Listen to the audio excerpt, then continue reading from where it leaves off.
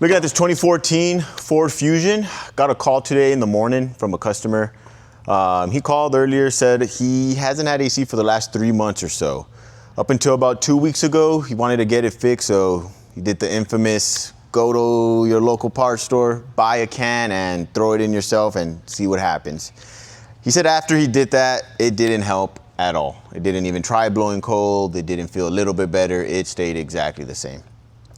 So he ended up coming in around an hour or two ago, just got it into the shop, hooked up my gauges, and first thing I noticed, guys, off the bat, static pressure is at 100 on the low side and 111 on the high side. Now what that means, your static pressure is what your AC system is sitting at, not while it's on, not while it's in motion, just static pressure at a standstill. Realistically, what that number should be at, guys, is closer to your ambient temperature, plus or minus 10%. So that should have been closer to maybe 80, maybe 90, and that's still kind of pushing it on the high side. But seeing it at 111 lets me know the system very much so is overpressurized. Right now, our ambient air temperature is 78 degrees. So like I said, max this thing should have been at is 90 even, but yeah, we're sitting at 99 and 111. This thing has way too much pressure. Probably a combination of the can he put in, air in the system if he was low because he did not vacuum it out the right way. When you have air and high pressure, you are stressing, pardon my language, but the heck out of the AC compressor itself. All those pistons in there, the rings, everything just starts meeting pressures that it's not built for. Realistically, your AC shouldn't go past around 250 while running. It being at 111 right now, at static, that means while running, it's gonna be way beyond that. The only thing that's saving this vehicle right now is that it has a high pressure sensor in it. The high pressure sensor is sensing that the system is overcharged and it's not letting my compressor engage right now. So what I am gonna start with, guys, is weighing out the refrigerant we have in there, see exactly how much it's overfilled by, run the pressure test, make sure none of the seals got, blown, damaged, ruptured while it was, overcharged, and service his AC at the end of the day, but we're hoping he didn't cause any permanent damage to his compressor, because if he did, a service won't fix it and he's gonna be in it for a lot bigger ticket than a service at this point. So kind of go over when a compressor goes. Yeah, so if your compressor goes, guys, a lot of shops will say, oh, you could just throw in a new compressor, you're good to go, and send you on your way. And 9 out of 10 times, you're gonna be back within a month or so with your AC not working again. And the reason that is when a compressor fails internally, and by internally, I mean actual moving parts inside the compressor got damaged. It's a sealed system, guys, so you're gonna be sending parts of that compressor throughout your whole system, and these are very small ports in your whole entire AC system. The condenser, the expansion valve, you get the smallest bit of metal in there, you'll back something up, you'll break seals, and you're just in it way more than just the compressor itself at that point. So when the compressor does fail, it's not just as easy as putting a new compressor in. You do need to replace the condenser, expansion valve. You flush out your AC lines to make sure there's no contaminants or foreign debris in it, and then you're good to go from there. But if you just throw a new compressor in it when your old one failed internally, there's a good chance that you're gonna actually contaminate that new compressor, and now you're down a new compressor, you're down the whole AC system at that point, you're in it with more labor and more money. So we're gonna find out for this customer to see if his compressor is ultimately still good, or if he might, need a whole AC kit at the end of the day. So we'll bring you guys along and show you the results after we do our AC service for this one. All right, so just got the system pressure tested. It passed the pressure test, so this guy has no leaks in the system. Most likely he did just recharge it without vacuuming it, and putting air and refrigerant mixing to combine is gonna give you a buttload of issues. But after I did the pressure test, I have it vacuumed down, getting it ready to actually recharge right now so we could see if his compressor is still working and nothing got damaged by being overcharged. So I just wanted to show you guys real quick, if you guys are ever servicing the AC yourself, you're curious into how much refrigerant you take, for whatever reason you just want to know how much refrigerant your car takes. Most cars, I'd say 9 out of 10 cars, will have a label somewhere on the hood, here in the front, that will let you know exactly how much refrigerant you do take. In our case, ours is nice and easy, very easy to read right here. If you see, start on this side, it tells you your type, R134A. If you go up here, these are all the different engine sizes, the 1.5, 2.5, 3.7, and the hybrid EV one. And if you go below that, you can see exactly how much you take for each specific submodel in kilograms, in ounces, in pounds, whatever you're using, whatever unit of measurement you're going to be using. For in our case, we have the 2.5 liter engine. It's going to take 0.680 kilograms or 680 grams itself. So I have my scale here set up, have the refrigerant ready to go. You just zero it out, get this refrigerant going, and I could just watch the actual weight I'm putting in grams here. So I'll stop it right when it reaches around that 680 mark, and then I'll just see the results after that, guys, which I'll let you guys know too if he ends up needing a compressor or a kit, or maybe he just could get away with just a service this time. Maybe he dodged a bullet. Maybe he dodged a bullet. That's what we're hoping for his sake, but we'll find out here shortly. So picking up from yesterday, I kind of walked into this morning with not a whole lot of information, but we did have a note card this morning from our other technician, Daniel, about what was going on. So long story short, we had the compressors were constantly just blowing the fuse every single time the customer attempted to turn on the AC. Now, we were gonna do wiring diagram, we're gonna do wiring diagnosis and stuff like that. But the best place to always start is start at the component of failure and then work your way back. I would not recommend the latter, which is start from the very end of where components are controlled from and then work your way forward. So, but in this case, it was a fairly quick diagnosis for me, and I'm gonna show you how I perform that diagnosis. So what we're gonna go ahead and do is I've got a power probe here. It's got a lead on it for supplying power or testing for power or ground. And you have a specific ground wire, so that way you can apply power to certain things to make them work. So what we got going on, so I'm gonna go ahead and demonstrate with the good compressor. This is a brand new compressor. I've got it grounded on a jumper wire here all the way down to the car where the compressor typically rests. That way I've got good known ground on the compressor already. And I'm gonna go ahead and hook up my leads to this compressor. And I'm gonna go ahead and activate this clutch. Just watch carefully here on this clutch. That activates. And notice how my power probe stays on at 11.3 volts.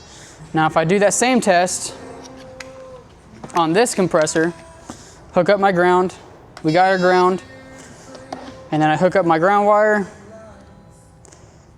to one lead, and I apply power to the other.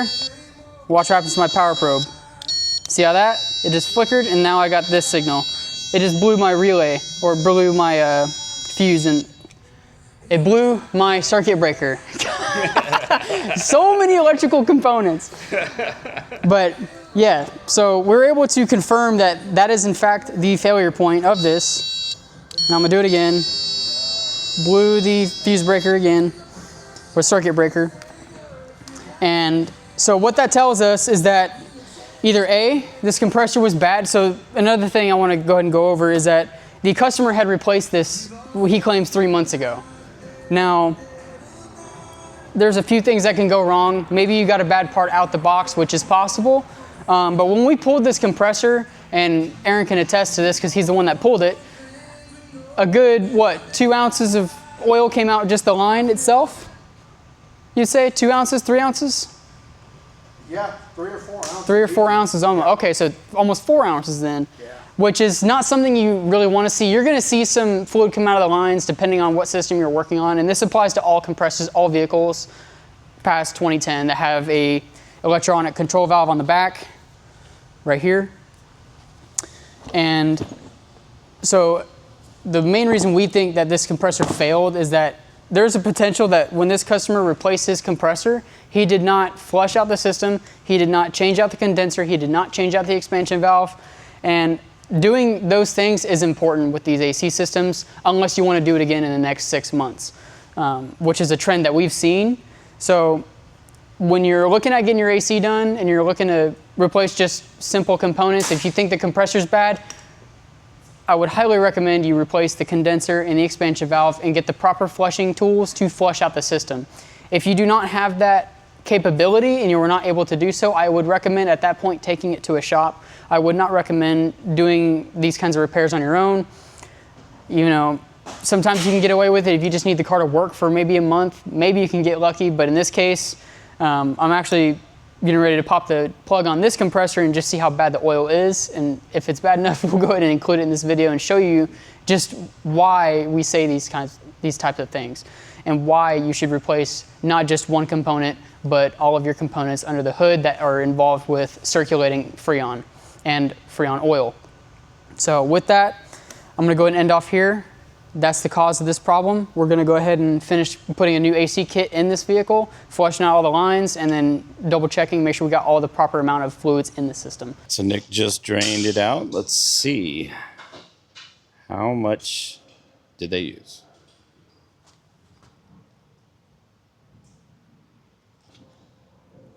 Oh.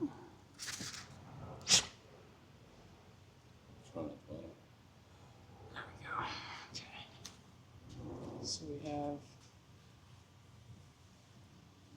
100 cc's in the compressor. Now we need to find out how much this actually takes. DTW 2014 Ford Fusion, there we go. AC clutch, yep, this is the one we were looking at. Trying to go back. Fluid capacities and air conditioner, compressor oil, 4.9 ounces. Okay, so let's convert cc's to ounces. So round it up to 5 ounces. I'm just gonna do a quick conversion. So I wasn't able to pull all of it out, but if we were to pull all of it out from what we just got out of the compressor, we would have 100 cc's, which is 5 ounces. So we also had an additional 4 ounces of cc, or 4 ounces of oil come out of the car. So that puts us at almost, that puts us almost half over what it should have had. So we were overfilled by almost 4 ounces. All right, so just wanted to kind of update. I got a little ahead of myself here. I've already pretty much installed the entire AC kit in this vehicle. So we went ahead and took out the expansion valve, took out the compressor, took out the condenser, and I went ahead and I flushed all the lines, flushed out the evaporator core really good. Right now I'm going back together. And to say the least, this car looks like it's been in some kind of collision in the past. And a lot of things are broken and a lot of things were unplugged to begin with that should have probably been plugged in. For example, I mean, just the front bumper on this car is a good example of what I'm dealing with, and I'll just bring it around here. But you can see they basically had to glue this retainer bracket with the guides onto the actual bumper because it was broken. The other side doesn't even have it. So I'm kind of piecing this car back together, and in that way I kind of got ahead of myself and I let the car kind of get away from me. And I was gonna video most of this, but like I said, it kind of got away from me. But so far so easy. If you do want to do the condenser on these cars, everything else is super straightforward. The expansion valve is clear. You get underneath the car, you can get the belt off with just your hand and a ratchet on the harmonic balancer. You can just twist it off, pull it with your hand, you can get that off.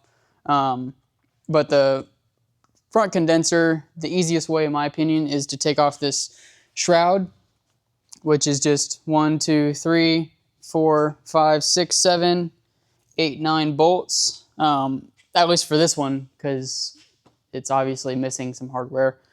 There might be a few more bolts along the bottom that hold the actual bumper cover on. But once you get the bumper cover off, you take the headlights out, and then you can get to removing this. Just make sure you take everything off. But I just want to update you guys as I go along, and I'll go ahead and keep you guys here while I'm putting the rest of it back together. I'm kind of at the point now where I've already got this headlight on this side on. I'm going to be putting on the other headlight.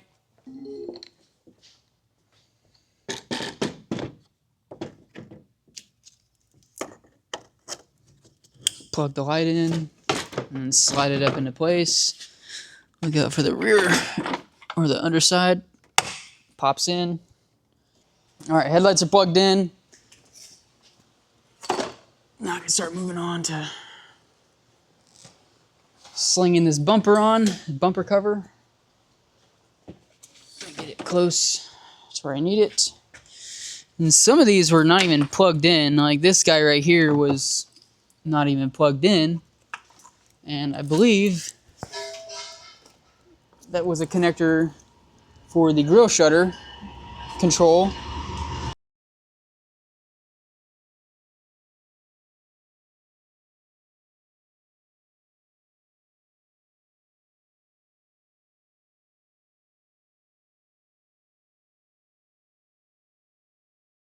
So I'm gonna go ahead and get this bumper supported and get these things plugged in.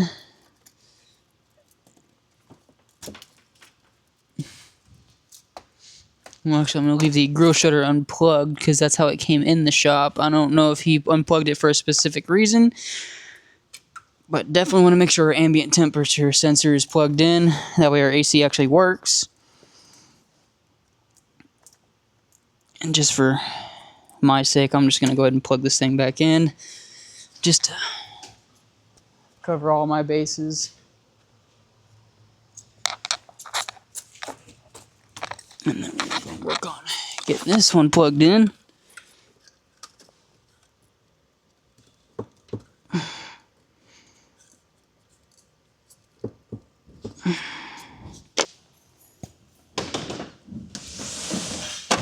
Okay.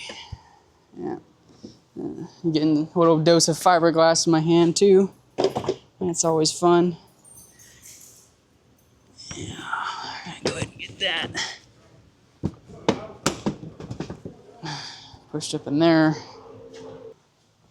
Yeah, normally on these bumpers, you'll have two small little 8mm that go in each side of the bumper, and you need to remove the fender liner to get to them. So if you're doing this on a car that is in good condition and not crashed, you'll have to remove these and put these back in when you're done. So, but in this case, I've only got one side that even has it. So I'm gonna do my best to get this put back up into place. Man, a lot of stuff on this is left hand tight, which scares me. And that's another thing I want to tell you guys about is a lot of this job was done without really any tools. Like getting the bumper cover off and everything. I didn't really need any tools at all, just my hands, because everything was, well, hand tight. It wasn't put on properly. Kind of just haphazardly put back together.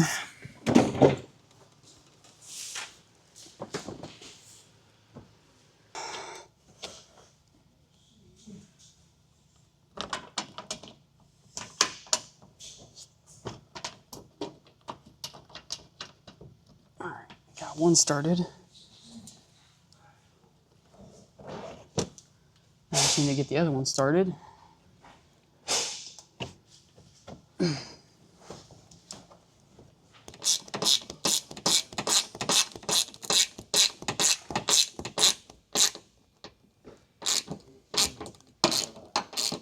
That seems to be working a little bit better. Okay. We got some safety screws here, just some standard Phillips head screws that are going to go on the side of this bumper. So I pulled out of it. There we go. All right, safety screws are in. Is there any other screw slots? Nope, just one on that side, and then there should be 3 on the other.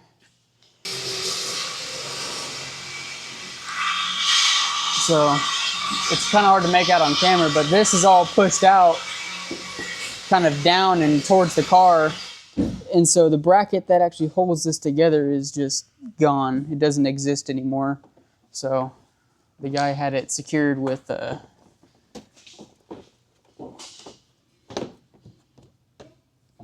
just some screws. I'm gonna go ahead and get the gauge set. I'm gonna hook it up and put this vehicle under a vacuum and then do a pressure test, make sure it's not leaking at all, and then throw some Freon in it and charge it up. All right, so we've finally, well, I've already gotten this thing all put back together. Our pressures are currently 30 low to 13 high, which is right where we need to be. And with a temperature inside the cab, let's see where we're at. We're at 41 degrees inside the cab. And I've only had it running for about 5 minutes, so it should come down a little bit more. But yeah, and we're not blowing a fuse anymore. Compressor's running great. No more issues there. So ultimately, having the system overcharged with oil caused the compressor to work harder, causing the mag clutch to basically short circuit to the body of the compressor. And so every time the customer attempted to turn on the AC, it would just blow the fuse immediately. And he didn't know why. So now we know why. There was too much oil in the system, causing the compressor to work a little bit too hard, causing that circuit to short out internally. So keep that in mind for the future. If you ever have any issues like this, I would start your compressor, do a unplug it, test it yourself, whether apply power. I recommend getting a power probe. That way you have a circuit breaker inside the testing equipment that you're going to use. That way you're not going to fry anything else or potentially burn yourself. But that does it for this repair. It's all working good. AC's performing like it should. And other than that, that's all I've got for you guys on this one. Thanks for stopping by.